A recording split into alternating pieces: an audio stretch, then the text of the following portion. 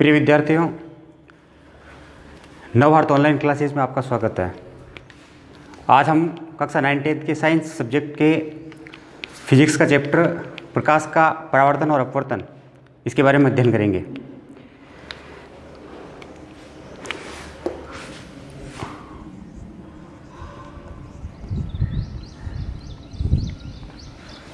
जैसा कि आपको विदित है कि प्रकाश एक माध्यम है और जो वस्तुओं को दृश्यमान बनाता है।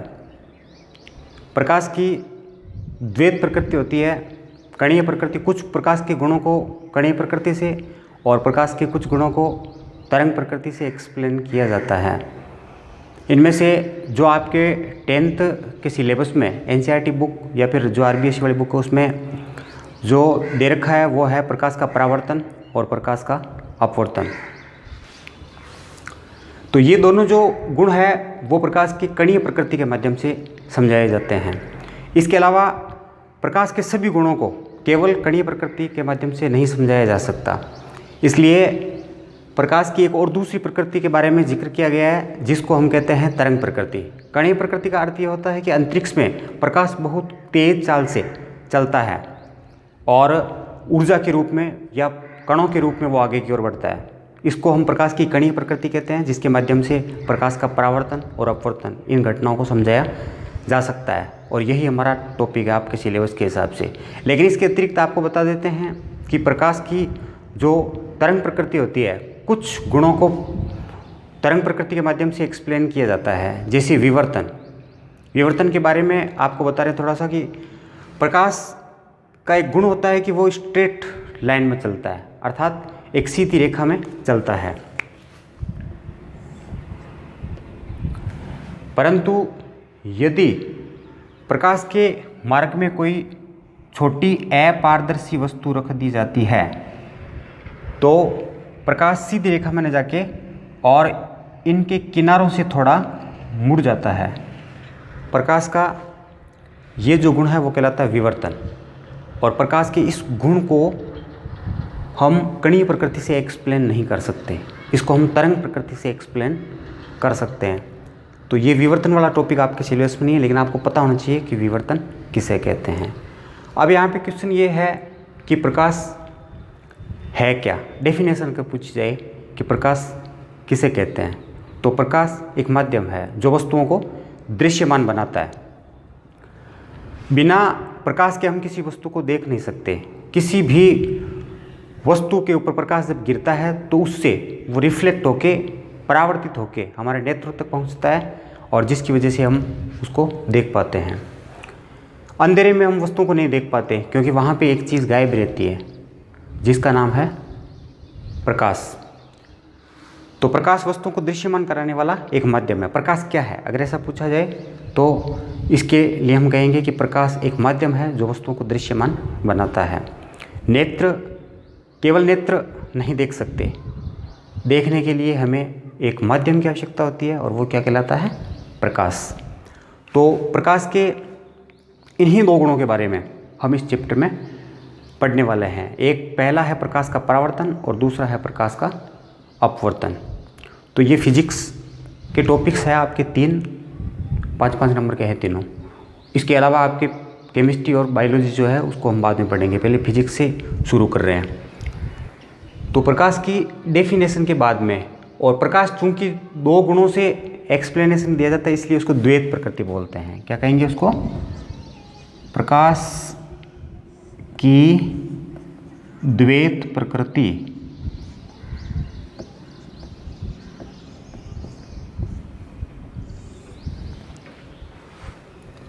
प्रकाश को के सभी गुणों को केवल एक ही प्रकृति से नहीं समझाया जा सकता, चूँकि इनके सभी गुणों को समझाने के लिए दो प्रकृतियाँ काम में ली जाती है और इसको हम क्या बोलते हैं, प्रकाश की द्वैत प्रकृति।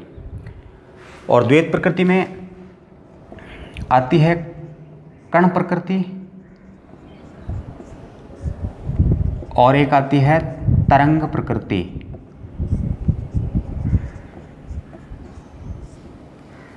इनको एक साथ हम कहते हैं द्वैत प्रकृति। इसके अतिरिक्त प्रकाश का एक गुण होता है कि वो सरल रेखा में गमन करता है, लेकिन सदैव ऐसा नहीं होता, विवर्तन की घटना में ऐसा नहीं होता। तो अब हम यहाँ से अपने मूल टॉपिक पे आते हैं, जिसको कहते हैं प्रकाश का परावर्तन।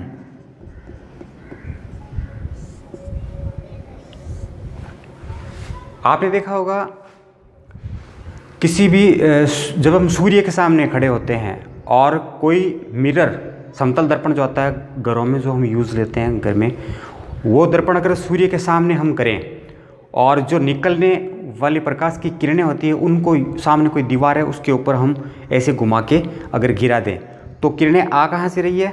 सूर्य से, और वो किसके माध्यम से वापस जा रही है? दर्पण के माध्यम से। दर्पण से टकराएगी और जितने एंगल से आती है उतने ही एंगल से वापस उसी माध्यम में लौट के और दीवार पे वो हमें दिखाई देती है। एक प्रकाशिक धब्बे के रूप में वो हमें दिखाई देती है, पुंज के रूप में किरणें वो हमें वहाँ पे ज़्यादा अधिक फोकस युक्त लाइट दिखाई पड़ेगी। तो वो वहाँ पे क्या हो रहा है? उसका परावर्तन। तो परावर्तन की परिभाषा क्या हो गई? किसी भी चमकीले पृष्ठ पर यदि कोई प्रकाश आपतित होता है तो वो उससे टकराकर वापस उसी माध्यम में लौट जाता है। प्रकाश की यह घटना क्या कहलाती है? प्रकाश का परावर्तन। और इसको इस प्रकार समझ सकते हैं चित्र के माध्यम से। ये कोई समतल दर्पण है। समतल दर्पण की डेफिनेशन कैसे दे सकते हैं? ऐसा दर्पण जिसका परावर्तक पृष्ठ गोलीय हो समतल दर्पण कहलाता है। ये दर्पण है इस तरह, ये ऊपर इसके पॉलिश की हुई है, क्योंकि दर्पणों में क्या होता है? दर्पणों में एक तरफ पॉलिश की हुई होती है और ये इसका परावर्तक पृष्ठ होता है। परावर्तक पृष्ठ अगर समतल है तो वो समतल पृष्ठ होगा, और यदि परावर्तक पृष्ठ गोलीय है तो वो गोलीय दर्पण होगा।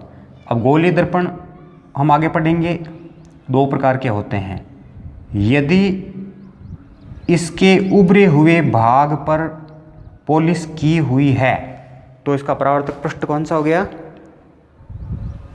अंदर धंसा हुआ भाग। यदि ऐसा गोलीय दर्पण जिसका अंदर धंसा हुआ भाग परावर्तक पृष्ठ का कार्य करता है तो वो क्या कहलाएगा? अवतल दर्पण। और यदि पॉलिश इसके अंदर धंसे हुए भाग पे की जाती है तो इसका परावर्तक पृष्ठ कौन सा हो गया? उभरा हुआ भाग। तो ऐसा दर्पण जिसका उभरा हुआ भाग परावर्तक पृष्ठ का कार्य करे वो उत्तल दर्पण कहलाता है।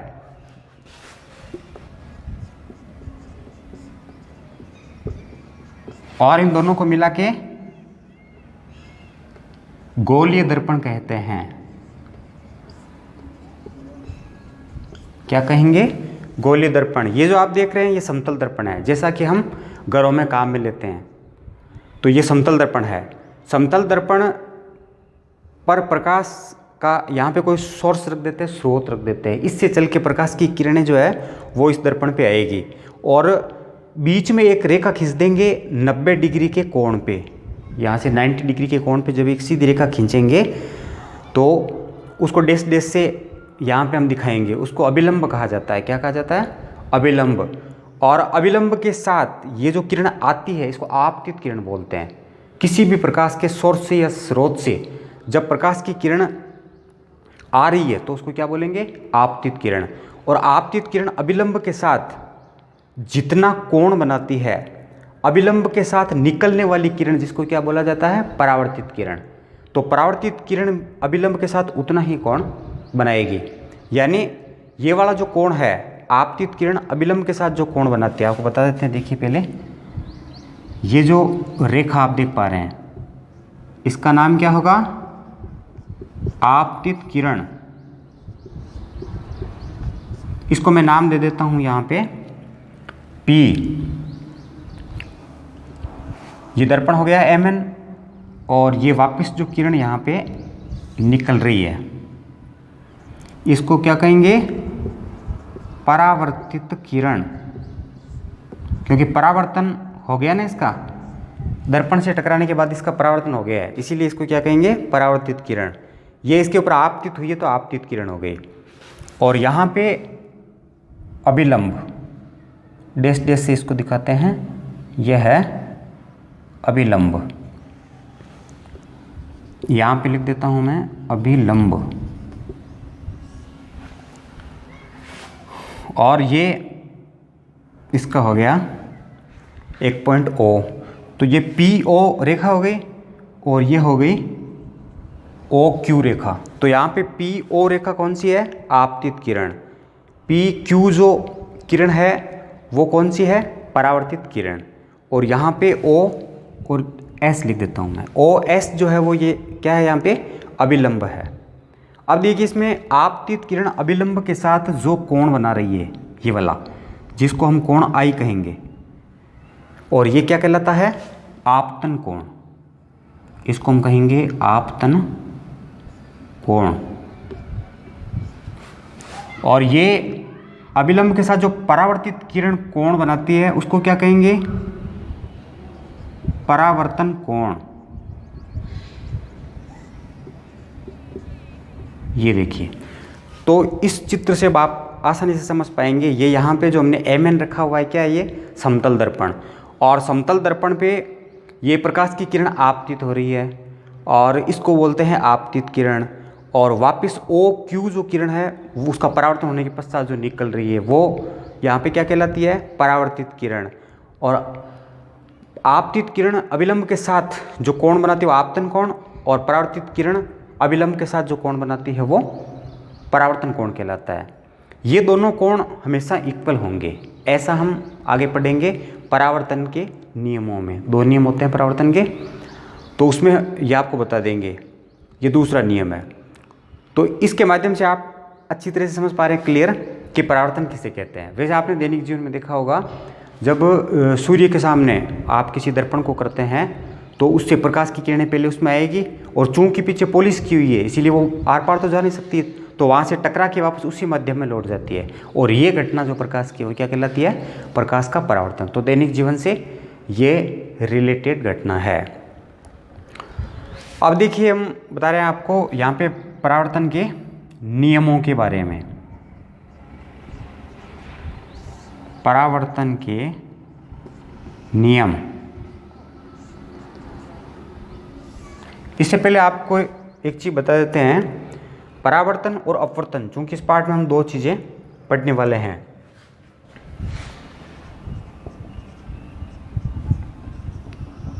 परावर्तन की जो घटना है वो किसके माध्यम से होती है? दर्पण के द्वारा। दूसरा जो हम पढ़ेंगे अपवर्तन, इसी पार्ट में अपना दूसरा जो टॉपिक है वो किसके माध्यम से होता है? लेंस के माध्यम से। लेंस और दर्पण दो अलग अलग है यहाँ पे, तो इसमें आपको ये समझना है दर्पण क्या चीज़ है और लेंस क्या चीज़ है। तो इस टॉपिक में हम लेंस के बारे में बताएंगे, अभी आपको दर्पण के बारे में समझना है। दर्पण में जैसे समतल दर्पण हो गया, जैसे गोलीय दर्पण हो गए, तो इसके फिर वो अलग अलग प्रकार है। इस पे प्रकाश आपतित होता है तो वो अलग दिशाओं में जाएगा, इसके ऊपर प्रकाश आपतित होता है तो वो अलग डायरेक्शन में जाता है। ये इस बात पर डिपेंड करता है कि इसका अंदर धंसा हुआ भाग परावर्तक पृष्ठ का कार्य कर रहा है या फिर इसका उभरा हुआ भाग परावर्तक पृष्ठ का कार्य कर रहा है। तो ये आपको अभी ध्यान में रखना है कि परावर्तन की जो घटना होती है किसके माध्यम से होती है? दर्पण के माध्यम से। अपवर्तन की जो घटना होती है किसके माध्यम से होती है? लेंस के माध्यम से। परावर्तन के नियम बता रहे हैं आपको, इसमें दो नियम हम पढ़ेंगे। पहला नियम देखिए, ये जो आप डायग्राम देख पा रहे हैं इसमें देखिए, प्रकाश की ये जो किरण है आपतित किरण, और ये जो किरण है परावर्तित किरण, और ये जो है वो है अभिलंब। तो पहला नियम क्या होता है इसमें? आपतित किरण, परावर्तित किरण और अभिलंब ये तीनों एक ही तल में स्थित होते हैं। ये पहला नियम है, वापस सुन लीजिए इसको। आपतित किरण, परावर्तित किरण और अभिलंब ये तीनों एक ही तल में स्थित होते हैं, ये पहला नियम हो गया। इसके अलावा दूसरा जो नियम है वो देखिए, मैंने आपको बताया था कि आपतित किरण अभिलंब के साथ जो कोण बनाती है किस नाम से जाना जाएगा? आपतन कोण। इसको कोण आई से बोलते हैं। और परावर्तित किरण अभिलंब के साथ जो कोण बनाती है उसको हम बोलते हैं परावर्तन कोण। तो आपतन कोण और परावर्तन कोण का मान सदैव इक्वल होता है, एक समान होता है। कोण आई इज इक्वल कोण आर, ये दोनों इक्वल होंगे। अगर इसका मान 30 डिग्री है तो इसका मान भी 30 डिग्री होगा, इसका मान 45 डिग्री है तो इसका मान भी 45 होगा। इस तरह से जैसे जैसे बढ़ाएंगे तो उसी हिसाब से वो भी बढ़ता चला जाएगा, यानी दोनों इक्वल आएंगे। ऐसा प्रकृति में या फिर हम कहीं लेबोरेटरी में कर रहे हैं तो सदैव परावर्तन का जब आप प्रयोग करेंगे तो उसमें आपतन कोण के समान ही परावर्तन कोण का मान आएगा। तो ये इसका दूसरा नियम हो गया। क्या क्या है दूसरा नियम? आपतन कोण और परावर्तन कोण के मान जो है वो सदैव एक समान आते हैं, ये इसका दूसरा नियम हो गया। तो प्रकाश का परावर्तन किसे कहते हैं? परावर्तन के नियम। अगर आपसे परिभाषा पूछे कि प्रकाश के परावर्तन को परिभाषित कीजिए तो परिभाषा भी देंगे और ये जो डायग्राम आपको दिखाई दे रहा है वो बनाएंगे। परावर्तन के नियम पूछे तो आपको वो दो जो नियम बताए वो दिखाना है और ये चित्र भी इसमें बनेगा। इसके अलावा आप देखिए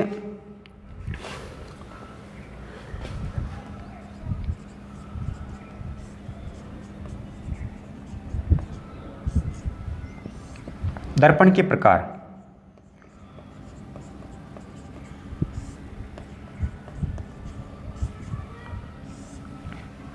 जैसा कि मैंने बताया था आपको पहले कि ये जो है समतल दर्पण है और वो जो है वो गोलीय दर्पण है। तो एक जो होता है वो कौन सा होता है? समतल दर्पण, और दूसरा जो है वो होता है गोलीय दर्पण। समतल दर्पण से हम सभी परिचित हैं। हमारे घरों में जो चेहरा देखने वाला दर्पण होता है उसको हम समतल दर्पण बोलते हैं। और समतल दर्पण की विशेषता क्या है? समतल दर्पण से बनने वाले प्रतिबिंब की विशेषता क्या है? प्रतिबिंब किसे कहते हैं? जब आप दर्पण के सामने खड़े होते हैं तो आपको जो दिखाई देता है, आपका जो चेहरा दिखाई देता है उसमें वो क्या है? प्रतिबिंब है। आप हमारे घरों में जो दर्पण होता है उसके सामने कोई वस्तु रखते हैं तो वैसी की वैसी वस्तु जो उसके अंदर आपको दिखाई पड़ रही है वो क्या है? उसका प्रतिबिंब। तो समतल दर्पण से बनने वाले प्रतिबिंब की विशेषताएं यहाँ पे बता रहे हैं।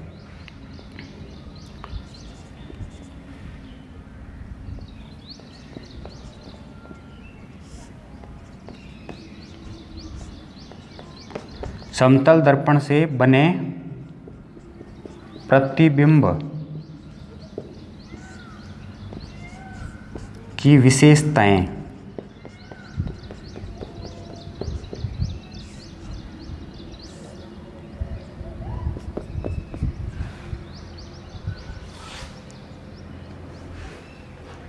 ये शायद दिख नहीं पा रहा होगा आपको, तो मैं यहाँ लिख देता हूँ।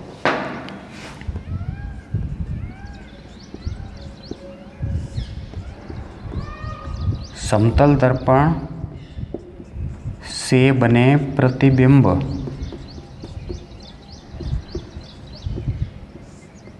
की विशेषताएं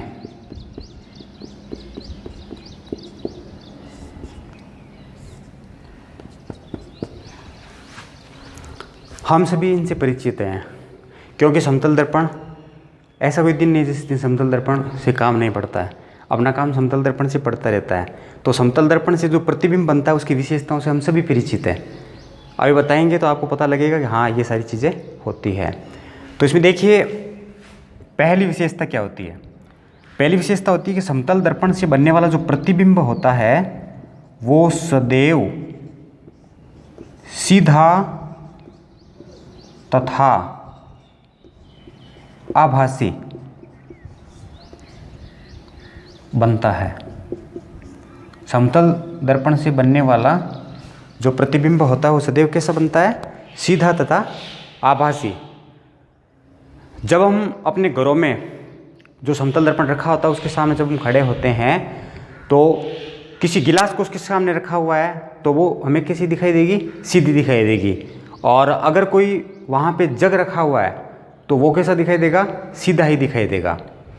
इसके अतिरिक्त हम खड़े हो रहे हैं उसके सामने सीधे, तो हम सीधे ही दिखाई पड़ेंगे। तो इसका मतलब ये हो गया कि उससे जो बनने वाला प्रतिबिंब होता है वो सदैव कैसा बनता है? सीधा।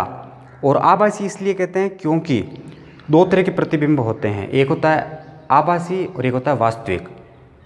इनमें क्या फ़र्क है, आभासी और वास्तविक में क्या फ़र्क है। आभासी का मतलब हो गया कि प्रतिबिंब को हम दीवार या पर्दे पर अगर नहीं प्राप्त कर सकते, हम किसी भी दर्पण से बनने वाले प्रतिबिंब को यदि पर्दे या दीवार पे लेना चाहें और उसको अगर हम नहीं ले पाते हैं पर्दे या दीवार पे, तो वो कैसा प्रतिबिंब है, आभासी। और इसके उलट दूसरा जो है वो है यदि किसी प्रतिबिंब को हम दर्पण या दीवार अथवा पर्दे पे ले सकते हैं, प्राप्त कर सकते हैं, तो वो कैसा प्रतिबिंब होगा, वास्तविक।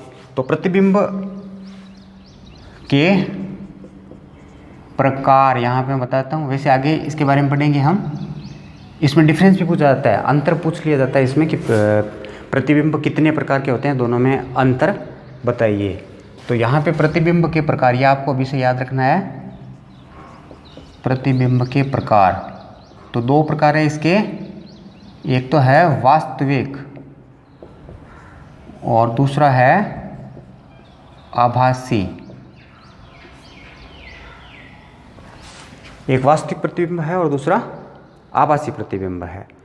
ऐसा प्रतिबिंब जिसको पर्दे या दीवार पे प्राप्त किया जा सकता है वास्तविक प्रतिबिंब कहलाता है, और ऐसा प्रतिबिंब जिसको पर्दे अथवा दीवार पे प्राप्त नहीं किया जा सकता उसे आभासी प्रतिबिंब कहते हैं। तो समतल दर्पण से जो प्रतिबिंब बनता है वो कैसा होता है, सदैव आभासी, यानी उसको पर्दे या दीवार पे नहीं ले सकते। और इसके उलट कुछ ऐसे दर्पण है, जैसे हम अवतल दर्पण से पढ़ेंगे, अवतल दर्पण से बनने वाले जो प्रतिबिंब होते हैं वो प्राय कैसे बनते हैं, वास्तविक। प्राय हमने यहाँ पे इसलिए यूज़ किया है क्योंकि सदैव हर कंडीशन में वास्तविक नहीं बनता। एक ऐसी भी कंडीशन होती है वास्तविक इसमें अवतल दर्पण से बने प्रतिबिंबों में जिसमें प्रतिबिंब वास्तविक नहीं बनता, लेकिन मोस्टली ज़्यादातर केसेस में प्रतिबिंब वास्तविक बनता है। और आभासी समतल दर्पण से बनते हैं, अवतल दर्पण से भी बनते हैं, और उत्तल दर्पण से तो बनते हैं वो सारे के सारे कैसे होते हैं, आभासी ही होते हैं। तो ये चीज़ें आगे जैसे जैसे पढ़ते जाएंगे वैसे वैसे क्लियर होगी। अभी आपको केवल ये ध्यान में रखना है कि प्रतिबिंब के प्रकार कितने होते हैं। तो इसमें अंतर पूछेंगे तो आपको बता देना है कि ऐसा प्रतिबिंब जिसको पर्दे या दीवार पे प्राप्त किया जा सकता है वास्तविक कहलाता है, और ऐसा प्रतिबिंब जिसको पर्दे या दीवार पे प्राप्त नहीं किया जा सकता वो आभासी प्रतिबिंब कहलाता है। वास्तविक प्रतिबिंब जो होते हैं वो उल्टे बनते हैं और आभासी प्रतिबिंब होते हैं वो सीधे बनते हैं, दूसरा अंतर हो गया। इसके अलावा आप बता सकते हैं कि वास्तविक प्रतिबिंब जो है वो अवतल दर्पण से बनते हैं, और आभासी प्रतिबिंब है वो अवतल से भी बनते हैं, उत्तल से भी बनते हैं और समतल से भी बनते हैं। तो ये आप तीन इसमें डिफरेंस बता सकते हैं। तो ये चीज़ तो केवल याद रखने के लिए बोली गई थी आपको। अभी हम इस पे आ जाते हैं वापस, समतल दर्पण से बने प्रतिबिंब की विशेषताएं। तो सदैव कैसा बनता है, ये सीधा तथा आभासी बनता है। इससे बनने वाले प्रतिबिंब जो है वो सदैव सीधा और आभासी बनेगा।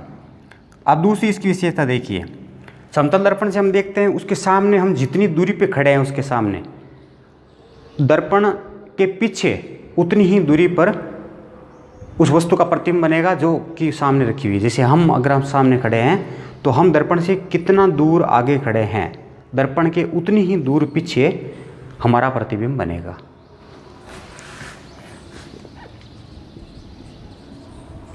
दर्पण से बिंब